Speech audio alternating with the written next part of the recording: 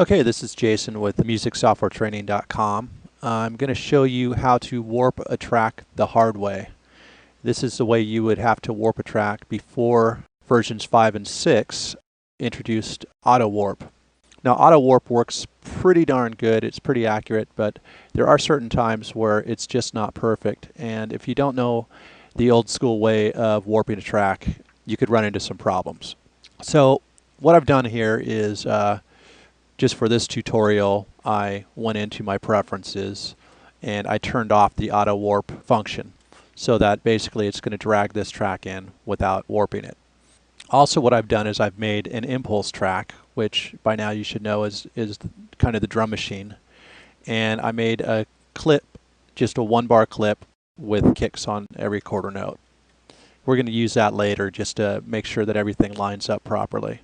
So let's get into our track here. Now the thing is, we don't know the tempo of this song. We don't really know a whole lot about this song at all. So we're just going to try to figure that out as we go. The first thing that you're going to want to do is turn on your little warp deal there. And then the second thing you're going to want to do is figure out where your first beat is. So I'm going to go ahead and get in kind of close. See if I can see the first kicks. It looks like the kicks are starting right around here. So I'm going to go ahead and play the song.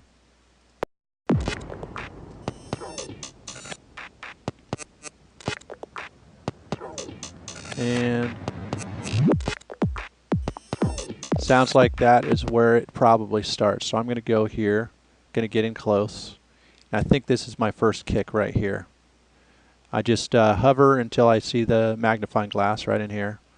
Left click on the mouse and drag down, and that's gonna get me closer into the track. And if I push the mouse upward, it's gonna close the track in. So I want to take this first marker over here, kind of drag it over and pull it down. As you notice, this arrow here is not on with the warp marker. You want to make sure that it is on. So I'm going to drag it over, put it on, and then I'm going to move this warp marker to what I think is the very first beat, which should be right here.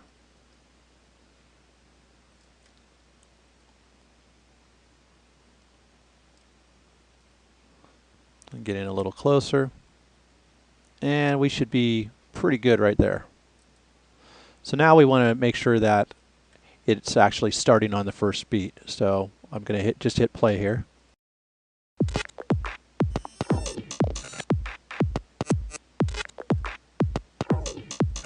Okay, that sounds pretty good. So next thing we want to do is we want to make a loop marker. That's this little dealie right here. We want the beginning of the loop to obviously be on the very first beat that we made here. So this yellow icon is what we call our warp marker. Then we're going to say how long we want this loop to be. So I'm going to turn the loop on, and I'm going to make the length of this 8 measures.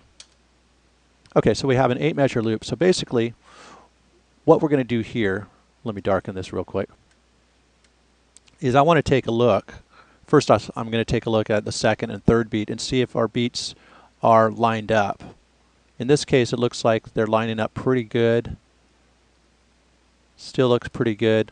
So let me go over to here, the end of our loop.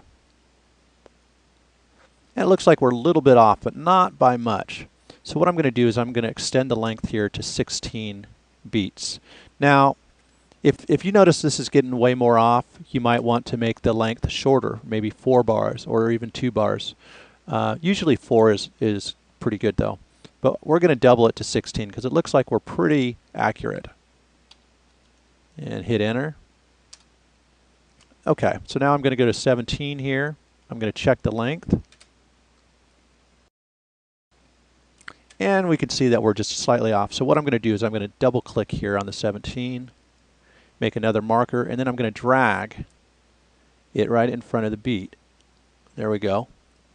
And that's going to basically correct all the timing from the first marker to the next marker. Now I'm just going to make sure that's darkened, and I'm going to hit the up arrow key on my keyboard. And when I hit that, it's going to move to the next 16 bars, like so. This is going back, this is going forward. So this is what we're going to do. And then we're going to take a look how close we are here, and it looks like we're about the same amount off. So we'll double click on here to make a new warp marker, drag it over, and then we'll scroll out and go to our next 16. Here we are over here. Double click, change the warp marker. Looks like we want it right about here. And then we'll hit the arrow key again. Take a look here, see how close we are. Double click, move it. Get on to the next one. I know this can be a little tedious. This is what you used to have to go through. Those of you who have auto warp should be very thankful for that feature. And we'll double click here, move to the front of the beat, and looks like I just moved it slightly. Don't want that to happen. There we go. It's back on. I'm going to hit it twice because we're so close on that I think we can adjust after 32 bars. So I just hit it twice. Going to come in close here. Double click. Go ahead and move it. And then I'll hit it twice more. And we're going to do this all the way to the end. Double click. Move it over. And one more. And this should be the last one we need to do. So I'll double click, move it, and we should be good. Now, what we're going to want to do, we're going to take off the loop because we don't want it just playing the section that's looped. So go ahead and take that off. And we've got our track that's warped. And then what we're going to want to do, I'm not going to actually do this, but you're going to want to go ahead and do this, is once you have your track warped, you want to hit save. Now, you might not want to do it right away because we want to do one more test.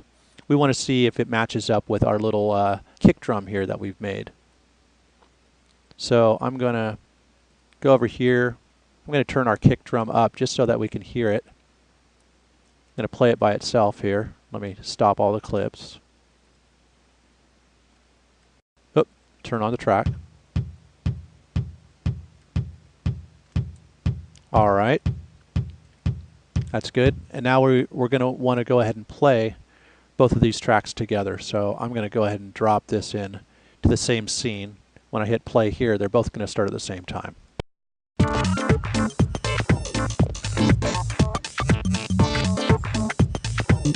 And it sounds like they're lining up pretty darn good. So I'm going to let that play for a little bit.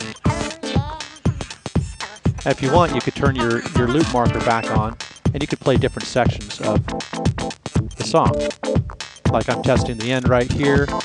I can go back, and it'll just adjust the timing as it goes. That way you can make sure that your beats are lining up throughout the song. And all I'm doing is hitting the down arrow.